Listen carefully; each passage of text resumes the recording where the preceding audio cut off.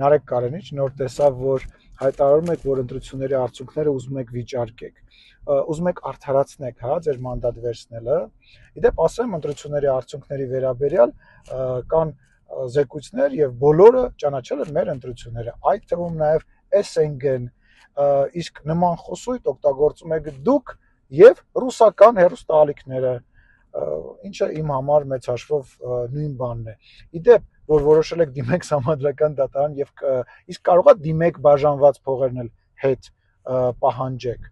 Հա, մի բան էլ, այդ որ ասում եք Ալիևի թևեր եք ինչ որ գտել, ինչ որ հերթական ստերն եք խոսում, իսկ 300,000 ադրբեջանցիները գալու են։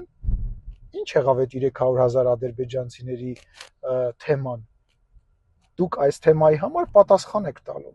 Այս ստի համար կալուգացի հոպարդ